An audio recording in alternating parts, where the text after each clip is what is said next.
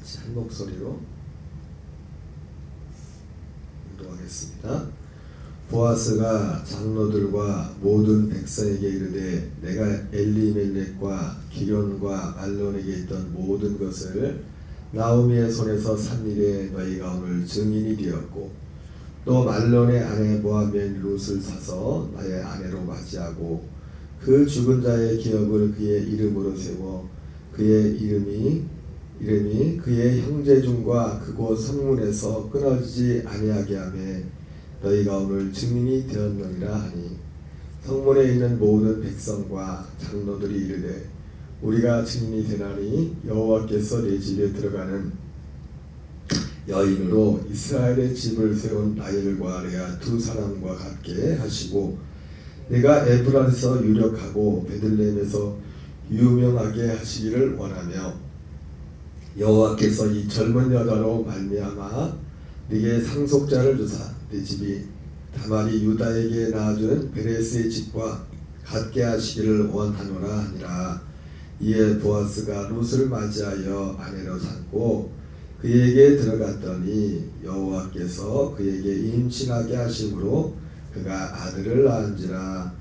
여인들이 나음에게 이르되 찬송할지로다 여호와께서 오늘 내게 기업 물을 자가 없게 하지 아니하셨도다.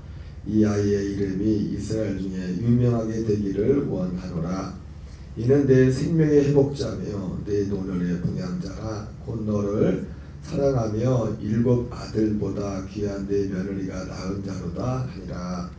나오미가 아기를 받아 품에 품고 그의 양육자가 되니 그의 이웃 여인들이 그에게 이름을 지어 주되 나오미에게 아들이 태어났다 하여 그의 이름을 오벳이라 하였는데 그는 다윗의 아버지인 이새의 아버지였더라.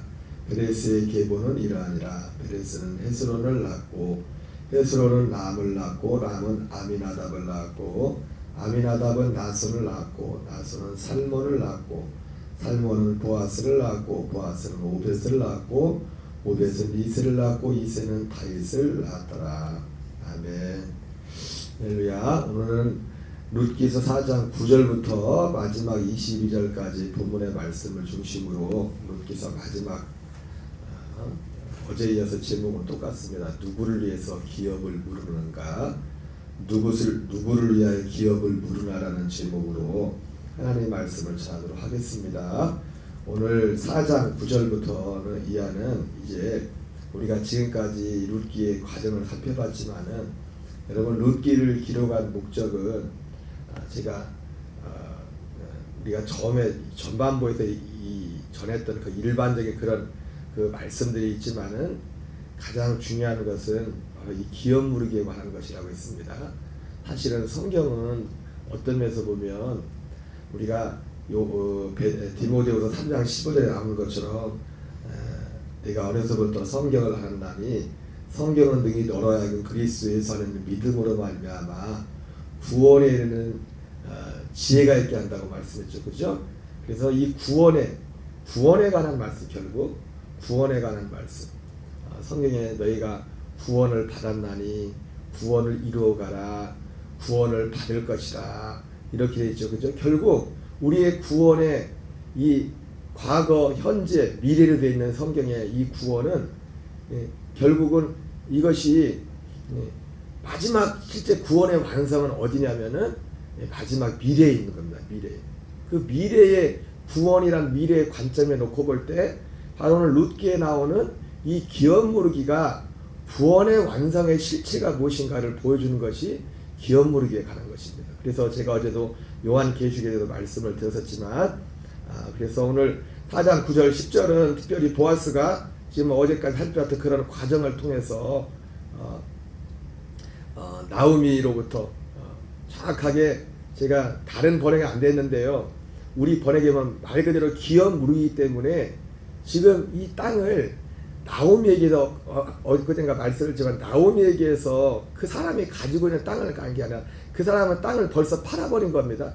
다른 번역에는 안 돼 있는데 그냥 우리 번역에는 이게 어떻게 보면 번역하시는 분들이 이 의미를 단어도 단어지만은 의미가 정확히 모르기 때문에 여기는 기업 물으기라고 되어 있지만은 이 성경책에도 밑에 보면은 팔렸던 것을 되사는 것이 이게 무르는 거예요. 무른다는 것 자체 그 개념 가운데 팔렸던 것을 다시 사는 거예요. 다시 사는 거. 다시 살아서 사가지고 그 주인한테 돌려주는 것. 그것이 이제 무른다는 성경의 의미고 실제로 그래서 제 여기 가지고 있는 이 성경에도 보면은 다른 번역에는 그냥 이렇게 돼 있지만은 쉬운 성경 같은 경우도 그걸 명확하게 하고 있어요. 나오미가 엘리멜렉 때 그 지난 말했지만은 그 흉년을 만나가지고 모압 땅으로 가면서 자기가 가지고 있던 땅을 팔고 간 겁니다. 팔고 간 거예요. 팔고 갔던. 그리고 제가 또 가지고 있는 성경 하나 더 보니까 그 성경은 성경 지리 전문가가 쓰신 일부러 만든 성경책이에요.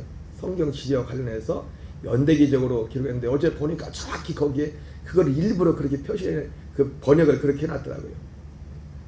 그 롯기서 그 2장에 20절인가 나오는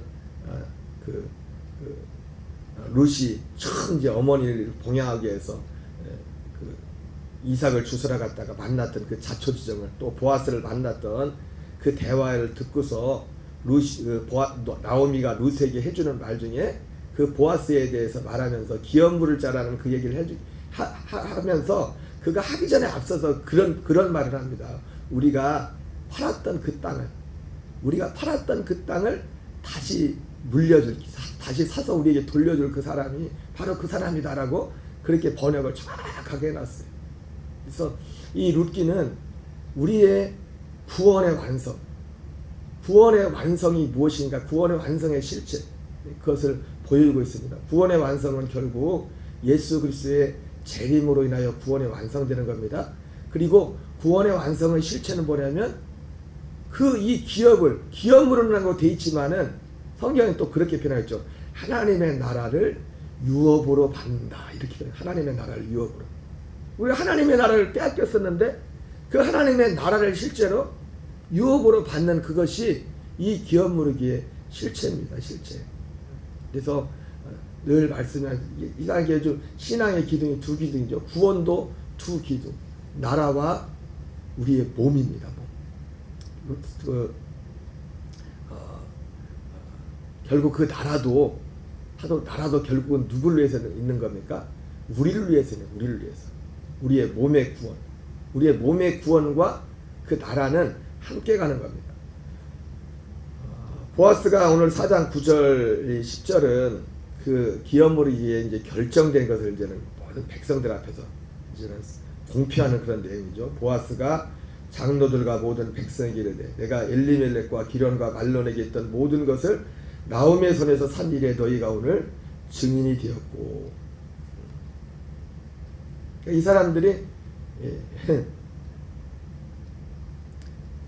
쉽게 말하면 이런 거죠. 이 모든 것을 나오미의 손에서 샀다 이렇게 말했는데 그 권리를 산 겁니다. 권리를. 우리가 요즘 뭐 아파트 같은 거 이렇게 분양받을 때 분양권 이렇게 받아가지고 대파는 사람들 있지 않습니까? 그것만 해가지고 뭐 그런 모양은 아니지만은 마치 이 사람들이 살 힘은 없는데 그 다른 사람한테 어떤 권리를 주는 거죠. 이 땅에 대한 권리가, 땅은 하나님의 것이기 때문에, 다 하나님의 것이기 때문에 영원히 사고팔 수 없다고 했어요. 영원히 사고팔. 여러분, 우리의 믿음의 모든 출발은 다른 데 있는 게, 이것이 되지 않으면 하나님이, 어제 제가 3일밤에 때 말했지만 하나님을, 우리가 성경이 말하는 하나님을 믿는 게 아니에요. 우리의 모든 생명과 우리의 모든 것이 주님의 것이라는, 이 믿음이 없는 건 다른 하나님을 믿는 거예요. 다른 하나님.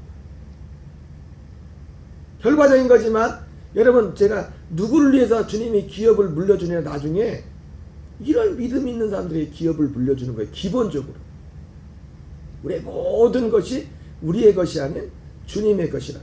그래서 이것을 율법을 통해서 그에 보여줬고, 결국 그 율법을 통해서 하나님이 이스라엘 백성들에게 주었던 그것은 결국 예수 그리스도를 통해서 우리에게 하나님이 이루실 그 구원을 예표한 것입니다.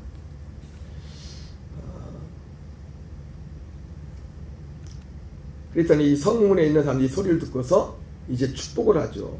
축복을 하고, 그리고 실제로 이제는 기업을 물어가지고 보아스가 그 룻과 부부가 되어서 이제는 자녀를 낳게 되고 그 자녀의 이름을 오벳이라고 하고 그 오벳을 나오미가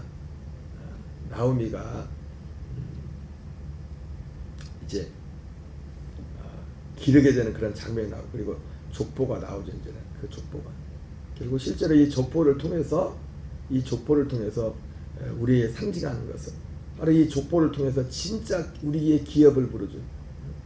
그 보아스는 그 모세의 율법 안에서 어떤 육신적인 에페로스의 기업 물은 것을 보여줬다면 이제 이 보아스를 통해서 물론 예수님은 보아스의 피를 하나도 받진 않았어요. 그죠? 그냥 육신적인 계보와 왜? 성령으로 그 근족이 되신 예수님이 우리의 근족, 우리의 기업을 부를 근족이 되기 위해서 우리와 같은 사람의 몸으로 오셨지만은 예수님은 그 아담의 근족이지 아담의 후손은 아니에요. 아담의 후손이 아니라 성령으로 잉태되어 오셔서 기업 물을 자가 되는 거죠. 자, 그래서 오늘은 성경을 몇 군데만 살펴보고 마치겠는데 누구를 위해서 기업을 물으셨나 주님이 그 어제도 요한계시록에 대해서 말씀을 드렸지만은 요한계시록에 보면은 주님이 실제로 기업 물을 사람들의 모습들이 계시록에 나오죠. 여러분 어제 말씀했지만 계시록에서 7인 7나팔 7대접은 결국 뭐냐면 이 마치 이 땅을 그 매매 계약서가 있다는 것처럼 다시 되돌려받을 때 그것을 이행하고서 다시 되돌려받듯이 물론 그 7인 7나팔 7대접이 꼭 그런 측면으로 볼 수 없지만 그 과정이 다 끝나고 나서 치르고 나서 그 과정이 끝나고 나서 실제로 오늘 이 기업 무리가 됐던 것처럼 실제로 이제 기업을 물려주는 그 장면이 요한계시록에 나가는 거예요. 결국 요한계시록은 기업 무르기의 완성이 실제 기업 무르기의 완성. 새하늘과 새 땅 그리고 부활의 첫 열매 이 부활의 몸과 하나님의 영원한 기업 그 유업 그 기업을 예수님께서 기업 물을 그 대상자들에게 그 기업을 오늘 실제로 찾아주는 그런 것입니다. 누가복음 4장에 나오는 마귀에게 넘겨졌던 그것 마귀에게 팔렸던 그 세상의 권리와 그리고 마귀에 팔렸던 두 가지가 팔렸죠. 나라를 아담과 하와가 나라가 하나님의 나라를 뺏겼고 에덴 동산을 권리를 뺏겼고 권리만 뺏긴 게 아니라 자기 존재 자체도 죄에 팔려서 사망 가운데 모든 사람이 다 사망 가운데 있었단 말이에요. 이 두 가지가 실제적으로 온전하게 이루어지는 그 장면이 계시록 가운데 있습니다. 그래서 특별히 계시록 7장에 보면은 7장부터 보면은 7장에 기업 무릎을 받는 대상자들이 7장에 먼저 나옵니다. 7장에 기업을 실제로 이제 회복 실제로 예수 그리스도로 말미암아 보아스가 오늘 그 뺏겼던 팔렸던 그 땅과 사람을 다 샀던 것처럼 이제 온전하게 물론 지금도 이제 우리 그리스도 안에서 거듭난 자는 사실은 기업으로 이것은 그리스도 안에서 거듭난 자는 히브리서는 그렇게 표현하죠. 영원한 기업의 약속을 받은 자들이라고. 기업의 약속을 받은 자들. 영원한 기업의 약속을 받은 그 사람들이라고 말하고 있고 그 영원한 기업의 그 약속이 이루어지는 것이 요한계시록입니다. 7장 1절에는 먼저 이스라엘의 유대인의 14만 4천이 나오죠. 14만 인맞은 14만 4천. 여러분 이 사람들이 지금 기업 물음 예수님이 이 사람들을 위해서 이 사람들을 기업 물음의 대상에 예수님이 기업을 물려주는 땅과 생명의 부활의 그 몸을 있게 하는 대상들이 바로 이 사람들이라고 이 사람들. 그래서 여기는 유대인의 14만 4천 이 14만 4천이 실제 숫자적으로 14만 4천인지 그러니까 여러분 14만 4천이라는 것도 계시록에 2번 나오지만 똑같은 14만 4천이 아닙니다. 두 부류.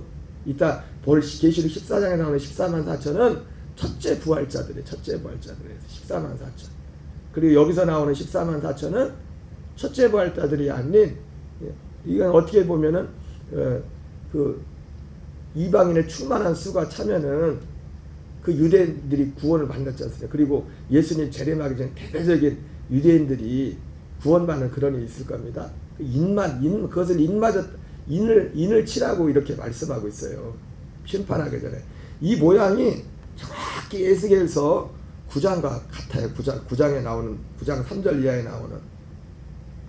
7장 3절 보면 이르되 우리가 우리 하나님의 종들의 이마에 인치기까지 땅이나 바다나 나무들을 해하지 말라 하더라. 하나님이 이스라엘 백성들의 죄악에 가득 찬 것을 보고 예루살렘을 이제 심판하려고 하지 않습니까? 심판하는데 남녀노소를 구별하자고. 여러분, 하나님은 우리가 분명히 알아야 돼요. 하나님은 사랑의 하나님이지만요, 그 하나님의 사랑을 인간적인 그런 차원에서 왜곡하면 안 돼요. 하나님은 또한 무서운 분이에요. 심판적이에요. 그래서 이 예루살렘을 심판하기 전에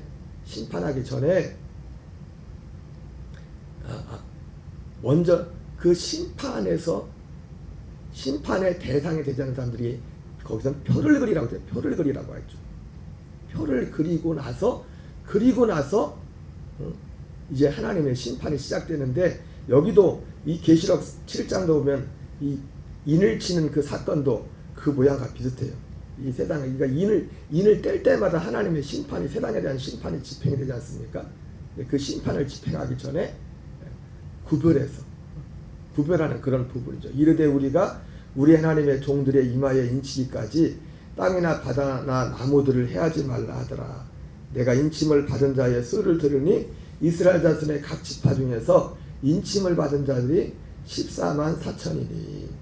예, 바로 주님이 예수님의 기업으로, 보아스는 기업 모르는 자 대신 예수 그리스도의 예표가 되시는 겁니다. 예표가. 그분이 값을 치른다. 값을 치르고, 예, 제가 말씀드렸지만 값을 치를 능력이 있어야 되고 또한 마음이 있어야 된다고 했어요. 기업을 물으려면. 세상에 기업을 물을 만한 능력 있는 사람은 예수 그리스도밖에 없습니다. 예, 그래서 어제도 봤지만 계시록 5장에서 사도 요한이 그 두루마리를 보면서 일곱 인봉된 걸 보면서 그걸 뗄 자가 없는 것을 보고서, 그걸 뗄 수 있는 사람은 누구예요? 그 기업물을 권한 있는 사람만 뗄 수 있어요. 울면서 애통하니까 장로 중 한 사람이 나와서 울지 말아라. 유다 지파에 예수 그리스도께서 피를 주고 값을 하는 그분이 떼실 거라는 그분이. 우리의 모든 인생들의 기업을 물어줄 그분은 죄에 팔린, 어둠에 팔린 우리에게 기업을 물려줄, 다시 되사줄 수 있는 그분은 예수 그리스도밖에 없습니다. 그런데 모든 사람에게 기업을 물려주는 게 아니에요. 여러분, 항상 말씀드리면 모든 사람에게 기업을 물려주는 게 아니에요. 여기 나온 것처럼 바로 인침을 받은 14만 4천. 아까 말했던 14만 4천은 실제 숫자적으로 14만 4천일 수도 있고 상징적인 숫자도 될 수 있지만은, 그러면 이 인침을 받는다는 것이 어떤 사람에게 인을 칩니까? 모두에게 인을 치는 게 아니죠. 특별히 에스겔서 9장 4절은 이런 사람들에게 인을 치는 거예요. 에스겔서는 표를 그린다고 이렇게 표현됐지만, 표를 그리는 거나 그 땅 거기 구약시대 표를 그린다는 거나 여기서 말하는 인을 친다는 것은 같은 의미로 보면 됩니다. 너는 예루살렘 성읍 중에 순행하며 그 가운데서 행하는 모든 가증한 일로 말미암아 탄식하며 우는 자의 이마에 표를 그리라. 아무에게나 아니라 예루살렘에서 행해지는 모든 가증한 일로 말미암아 탄식하며 우는 자들. 디모데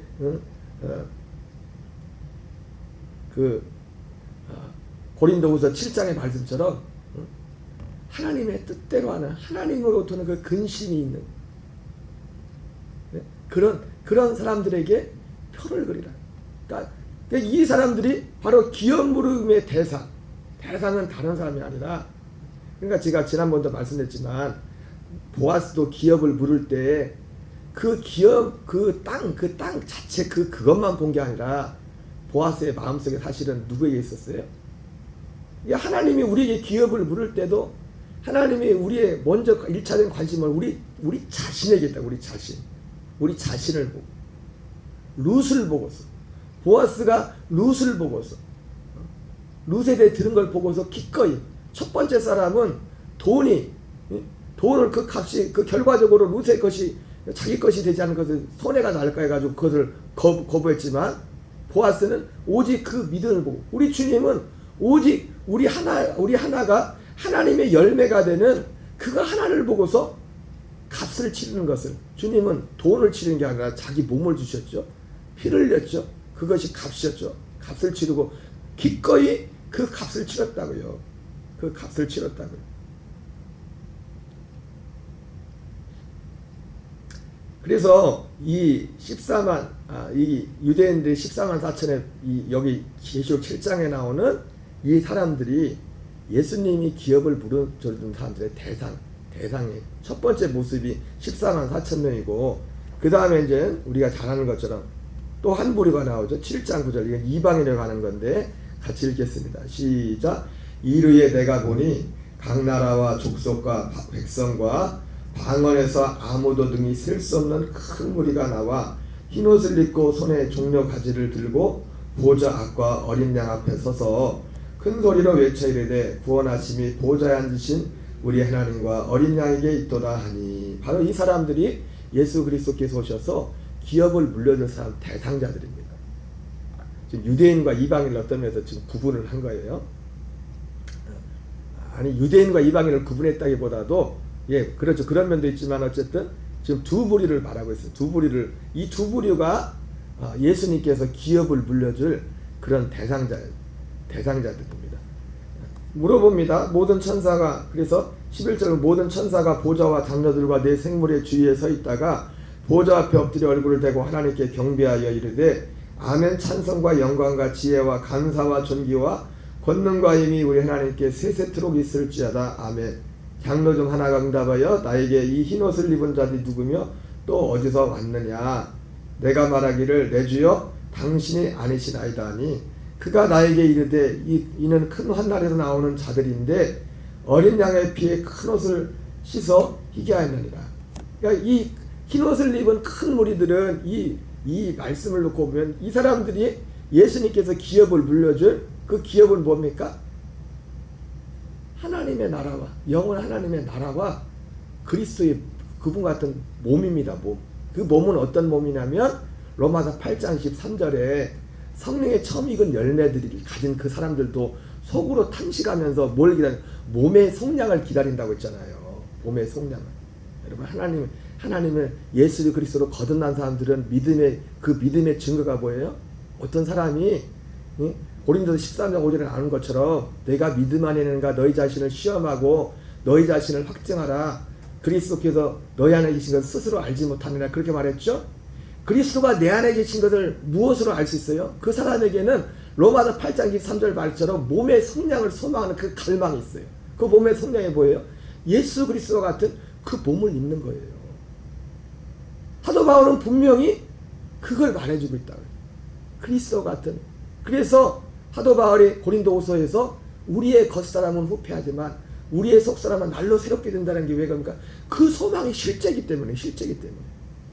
겉사람은 후패하지만 그래서 겉사람이 후패하기 때문에 그런 면도 있겠고 우리가 그리스도와 성령의 처음 익은 열매를 받은 우리가 그분과 연합하여 그분을 더 알아갈수록 우리에게 생기는 소망이 뭡니까? 진짜 믿음이 생길 소망이 빌립보서에 나오는 말씀처럼 내가 될 수 있으면 내가 이 세상을 떠나서 그리스도와 함께 있는 것이 소망입니다.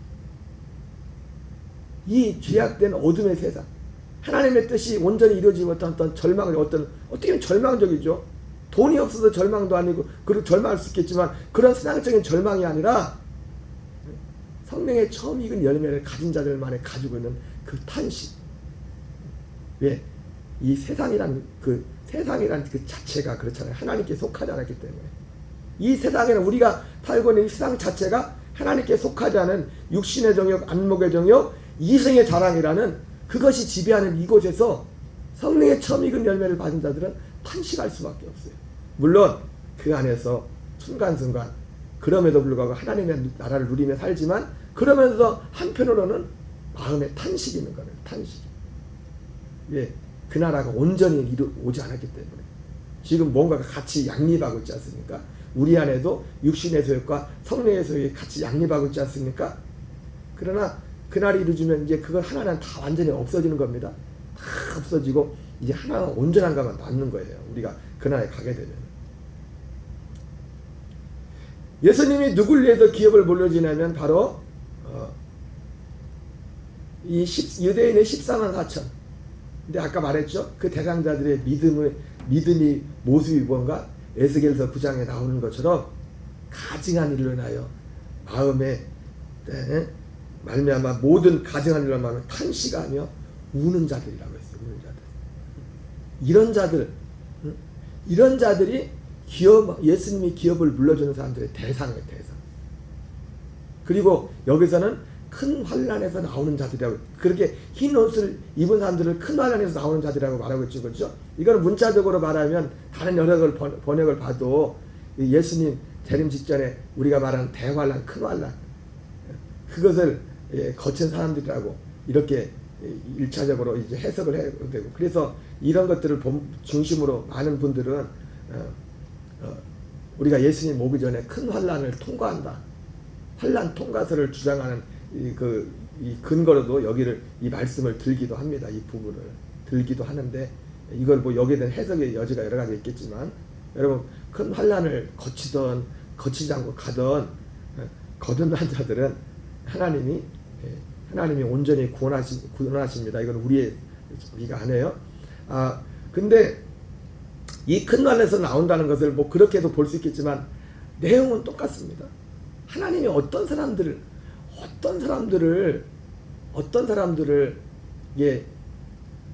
이 기업을 물려주느냐, 실제로는 여기 나오는 실제 이 사람들이고, 그 내용으로 들어가 보면 아까 말했던 에스겔서 9장 4절 그런 믿음을 가진 사람들이고, 여기 큰 환난에서 나온다고 할 때 우리가 지난해 살펴봤던 히브리서 10장에 보면은 히브리서 편지를 받는 유대 그리스도인들에 대해서 그 편지를 쓴 사람이 그렇게 말하죠.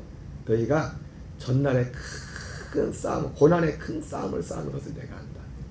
고난의 큰 싸움을 싸운다. 그 유대인으로서 예수 그리스도를 믿을 때 그들이 당했던 불이익이 있죠. 그렇죠? 그래서 그 여러 사람들의 비방과 구경거리가 되고,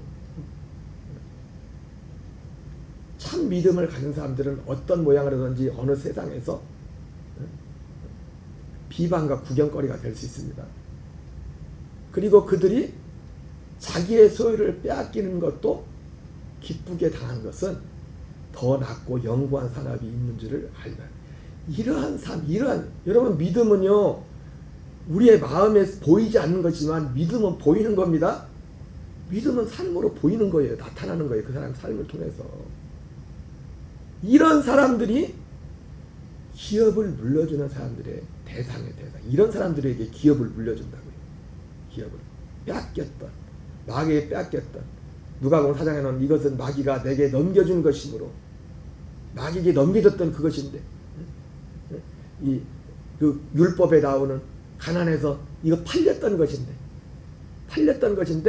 다시 다른 사람이 친정에 근정에 그걸 다시 값을 치르고 사줬던 것처럼, 바로 오늘 예수 그리스도께서 이 말라기를 통해서, 룻기를 통해서 우리에게 말씀하고자 하는 것은 바로 이 예수님을 통해서 이루실 이 기업 무르기의 실체를 보여주시고, 그리고 누구에게 기업을 물려주나. 시간이 좀 지났지만 한 군데만 더 살펴보고 마치겠습니다. 계시록 14장에 보면은, 그래서 계시록 14장에는요 14장 1절부터 한번 같이 보겠습니다. 시작.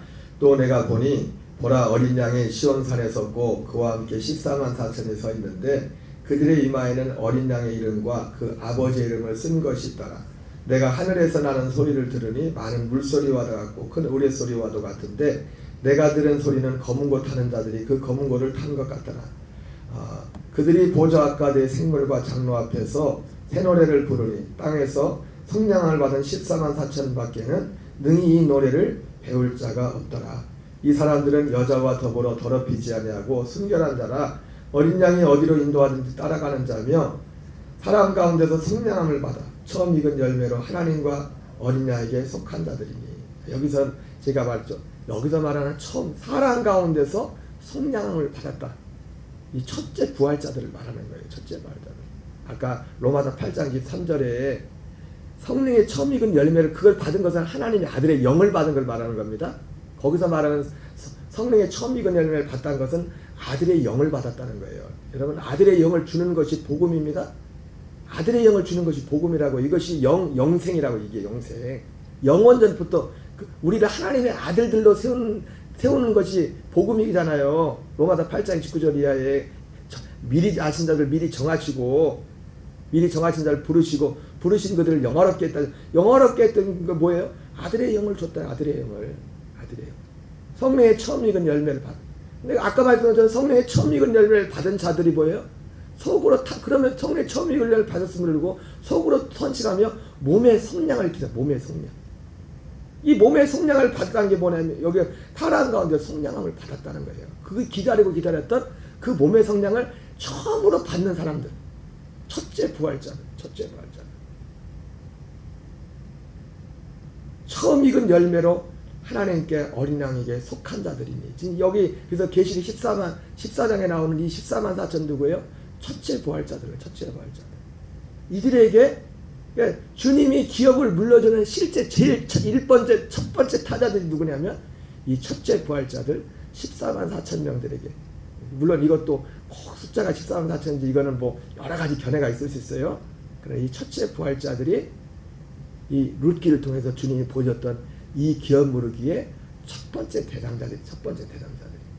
그 몸과 그 나라를 그 받는 모습입니다. 그러면서 또한 여기 내용들을 말하죠. 하나님과 어린 양에게 속한 자들이니 그 입에 거짓말이 없고 흠이 없는 자들이더라. 이 앞에는 앞에 사절. 이 사람들은 여자와 더불어 더럽히지 아니하고 순결한 자라 어린 양의 어디로 인도하든지 따라가는 자며. 이 어린 양의 어디로 인도하든지 따라가는 자며. 이걸 보니까 룻의 신앙 고백이 생각나죠. 룻이 어머니가 너도 동서가 간 것처럼 내 백성과 내 신에게 가라 했을 때 룻이 고백했던 어머니 가는 곳에 내가 어딜 가든 어머니 백성이 내 백성이 되고 어머니 하나님이 내 하나님이 될 것입니다. 그 룻의 모습 가운데 어쩌면 이 14만 4천이 아니더라도 이게 준하는 믿음을 가진. 아까 계시록 14장에 나오는 흰 옷 입을 흰 무리들과 같은 그 사람들. 바로 그 사람들에게 주님이 오셔서 기업을 물려준다는 겁니다. 이것이 바로 그래서 룻기를 통해서 하나님은 우리의 구원의 완성의 표가 무엇인가 그것을 우리에게 분명히 보여주고 있습니다.